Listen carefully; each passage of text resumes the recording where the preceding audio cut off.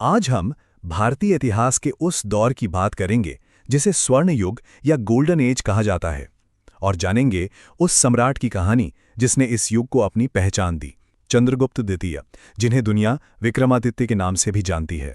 जरा सोचिए, इतिहासकार किसी भी दौर को यूं ही स्वर्ण युग नहीं कह देते। ये एक बहुत बड़ा सम्मान है। ये उपाधि उस समय की जबरदस्त समृद्धि, कला और ज्ञान की ऊंचाइयों को सलाम करती है।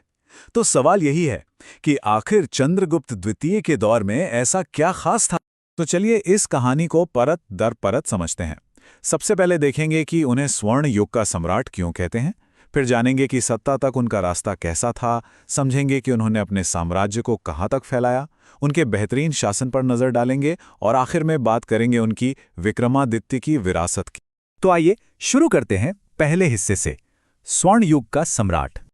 तो ये चंद्रगुप्त द्वितीय थे कौन? असल में वो महान गुप्त सम्राट समुद्रगुप्त के बेटे थे। उन्हें विरासत में एक बहुत शक्तिशाली साम्राज्य मिला और उन्होंने अपने दम पर, अपनी काबिलियत से उसे उस बुलंदी पर पहुंचाया जहां से वो सचमुच सोने की तरह चमकने लगा। इनका शासनकाल था लगभग 375 से 415 ईस्वी के बीच का। लेकिन एक महान सम्राट बनने का उनका ये सफर कोई आसान सफर नहीं था। सिंहासन तक पहुंचने की जो कहानी है ना, उसमें साजिश भी है और रणनीति भी। चलिए इस दिलचस्प मोड़ को थोड़ा और करीब से देखते हैं। एक पुराना ग्रंथ है, देवी चंद्रगुप्तम। ये ग्रंथ एक बड़ी नाटकीय कहानी की तरफ इशारा करता है। कहते हैं कि चंद्रगुप्त ने देखा कि उनके बड़े भाई रामगुप्त एक कमजोर शासक साबित हो रहे हैं, तो साम्राज्य को बचाने के लिए उन्होंने एक बहुत ही निर्णायक और कड़ा कदम उठाया और सत्ता अपने हाथों में ले ली। अब देखिए, सत्ता हासिल करना एक बात है और उसे मजबूत करना बिल्कुल दूसरी। चंद्रगुप्त ने यहां एक बहुत ही स्मार्ट पॉलिटिकल मूव चली। उन्होंने उस समय के शक्तिशाली नागवंश की राजकुमारी कुबेरा नागा से शादी कर ली। ये सिर्फ एक शादी नहीं थी, बल्कि एक ऐसा मजबूत गठबंधन था जिसने उनकी सत्ता को एक तरह से अभेद्य बना दिया। तो जब अंदरूनी तौर पर सब कुछ मजबूत हो गया, तब चंद्रगुप्त उस चुनौती के लिए तैयार थे जो उनके पूरे शासनकाल की पहचान बनने वाली थी। और ये समय था साम्राज्य के विस्तार का। उनकी सबसे बड़ी, सबसे अहम सैन्य उपलब्धि थी पश्चिमी भारत में सदियों से जमे हुए शक शासकों का पूरी तरह से सफाया करना।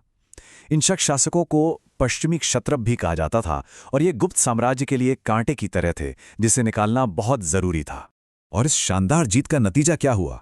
मालवा, गुजरात और सौराष्ट्र जैसे बेहद अमीर और जरूरी इलाके सीधे गुप्त साम्राज्य के कंट्रोल में आ गए। और इससे भी बड़ी बात यह हुई कि पश्चिम के जो समुद्री बंदरगाह थे वो उनके लिए खुल गए, जिससे व्यापार और समृद्धि के नए दरवाजे खुले। और जानते हैं, इस जीत का जीता जागता सबूत आज भी दिल्ली में खड़ा है। जी हां, मशहूर मेहरौली का लौह स्तंभ जो 1600 सालों से बिना जंग लगे खड़ा है, उस पर चंद्र नाम के एक महान विजेता का जिक्र मिलता है। ज्यादातर इतिहासकार यही मानते हैं कि ये चंद्र कोई और नहीं बल्कि खुद चंद्रगुप्त द्वितीय ही थे। तो जरा कल्पना कीजिए उस विशाल साम्राज्य की।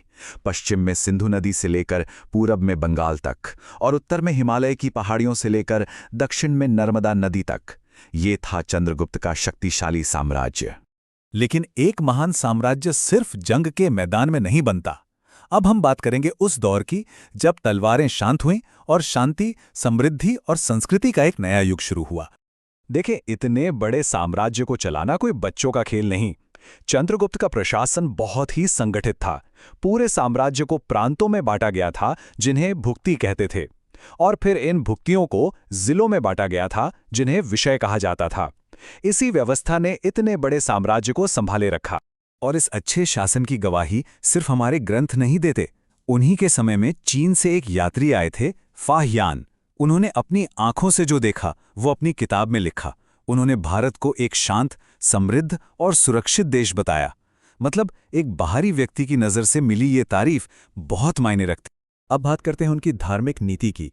वो खुद भगवान विष्णु के बहुत बड़े भक्त थे और परम भागवत की उपाधि भी धारण करते थे। लेकिन उनकी सोच बहुत बड़ी थी।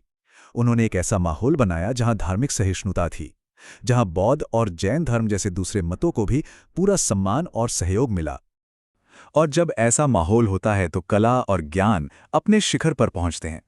हम सब ने उनके दरबार के नवरत्नों के बारे में तो सुना ही है, यानी 9 ऐसे विद्वान जो अपने अपने क्षेत्र के हीरे थे।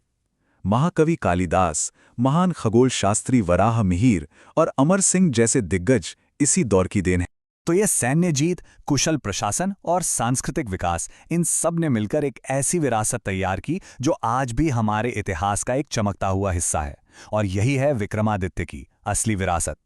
ये समझना बहुत जरूरी है कि विक्रमादित्य सिर्फ एक नाम नहीं था, ये एक उपाधि थी, एक सम्मान था जो उन्होंने अपनी वीरता और बुद्धिमानी से कमाया था। और आगे चलकर ये नाम एक आदर्श भारतीय राजा का प्रतीक बन गया। तो अगर संक्षेप में कहें तो उस स्वर्ण युग के 3 मजबूत स्तंभ क्या थे?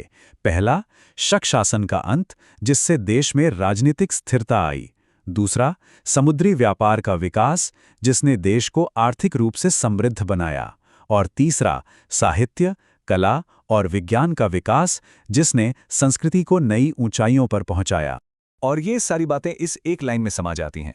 चंद्रगुप्त द्वितीय के शासन में गुप्त साम्राज्य राजनीतिक शक्ति, आर्थिक समृद्धि और सांस्कृतिक वैभव के शिखर पर पहुंच गया।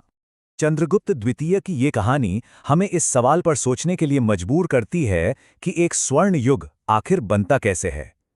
ये सिर्फ सैन्य ताकत से नहीं, बल्कि स्थिरता, समृद्धि और कला के सम्मान के उस दुर्लभ संतुलन से बनता है जो इतिहास में कभी-कभी ही देखने को मिलता है।